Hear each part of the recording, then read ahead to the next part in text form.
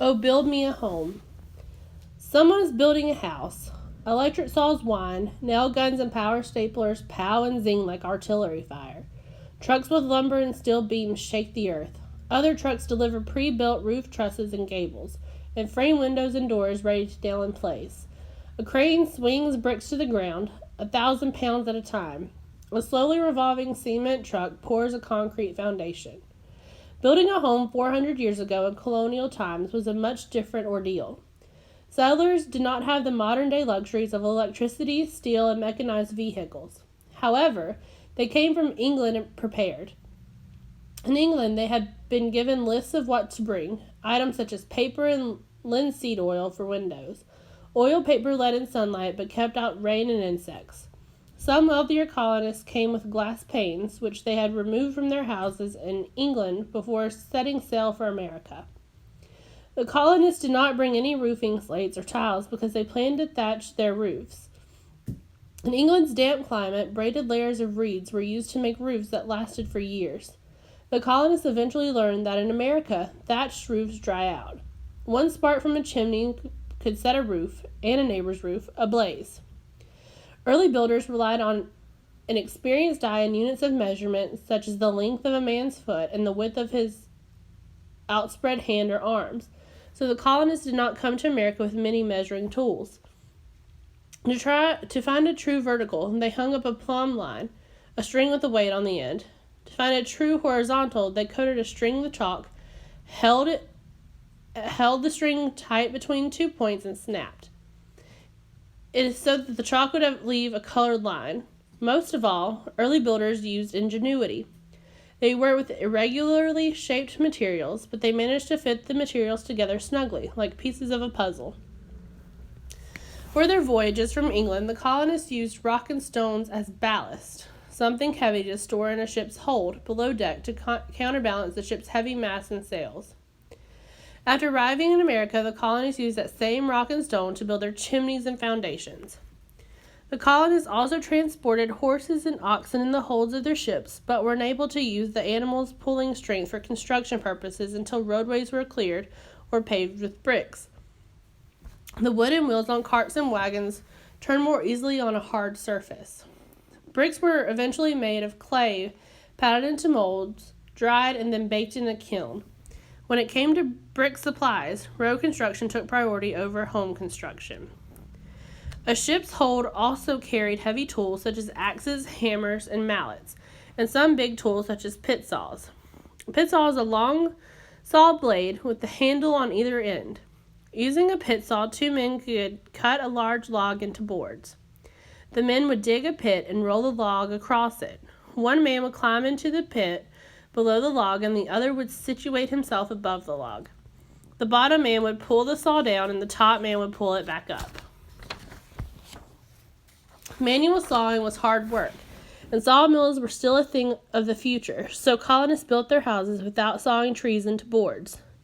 They chopped down huge trees and used chisels and wooden pegs to fit whole timbers together to form a house frame.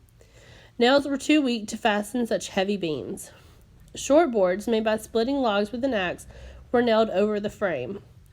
You might be asking, what's all this about sawing trees into boards to build houses?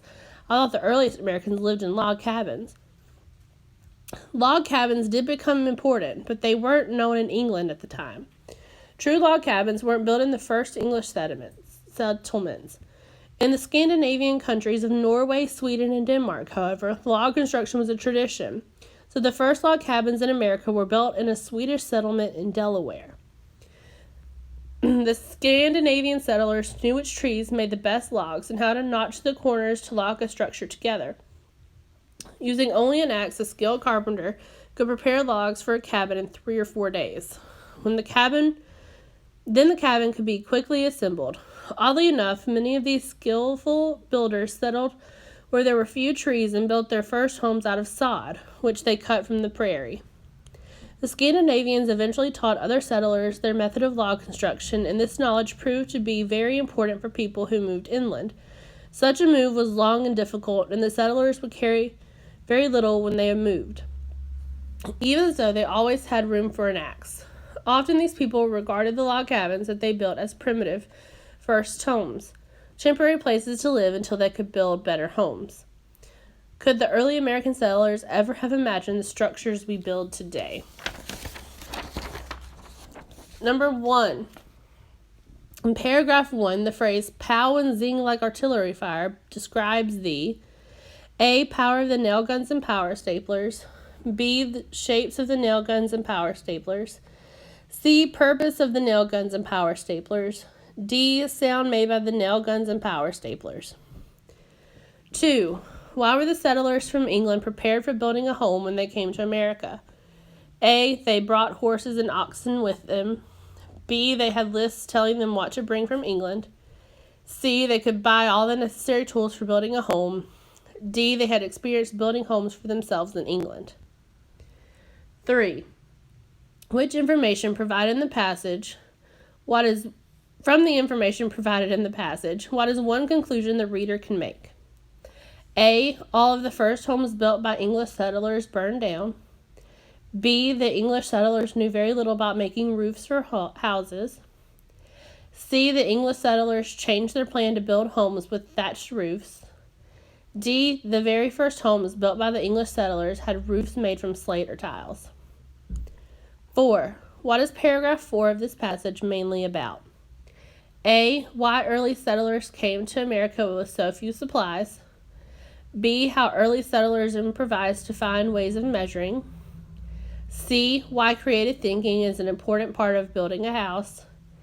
D. How to find true vertical and a true horizontal when building a house.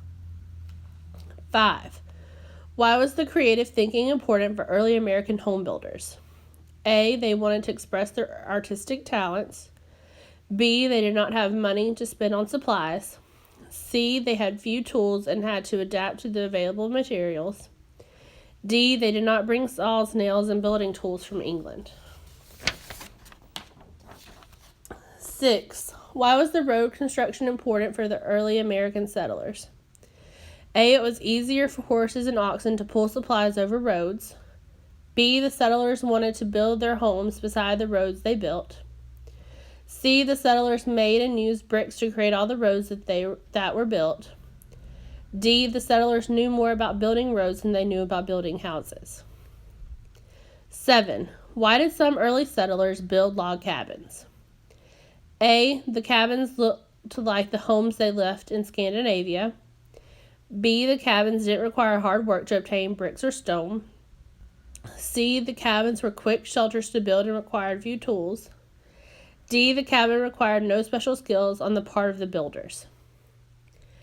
8. Which statement from the passage leads the reader to believe that early American settlers from different parts of the world shared information with each other? A. After arriving in America, the colonists used that same rock and stone to build their chimneys and foundations. B. The Scandinavian settlers knew which trees made the best logs and how to notch the corners to lock a structure together. C. The Scandinavians eventually taught other settlers their method of log construction, and this knowledge proved to be very important for people who moved inland. D. In the Scandinavian countries of Norway, Sweden, and Denmark, however, log construction was a tradition, so the first log cabins in America were built in a Swedish settlement in Delaware. 9. Why were heavy rocks and stones placed in the ship's hold before a voyage? A. The colonists wanted to take materials to build roads in America. B. Home builders needed materials to build chimneys and foundations. C. The settlers did not know if they would find material to make bricks in America. D. The ship would overturn without the ballast to counterbalance the weight of the mast and sail. 10. When thinking about the tools and procedures used to build houses in early America and those used to build houses today, which of the following is the most accurate statement? A. Most of the tools used for building houses in early America were louder than tools used for similar work today. B. Tools used for building houses in early America were not much different than tools used for similar work today. C. Some of the house building tasks performed by animals in early America are now done by modern tools and machines. D. Tools used for building houses in early America allow the settlers to build their homes more easily than modern tools allow people to build similar homes today. 11. How did the Scandinavian settlers in America know which trees made the best logs? A. The same kind of trees grew in Norway, Sweden, and Denmark. B. Log cabins were the only type of houses that could be built in America. C. The English settlers had shared their knowledge about trees that grow in America. D. The Scandinavian settlers had experience in making log houses in their home countries. 12. Which box on the diagram below includes information that is not correct? Building a log cabin. 1. Required only an axe. 2. Quick to build. 3. Permanent homes. 4. Scandinavian. A. Box 1. B. Box 2. C. Box 3. D. Box 4.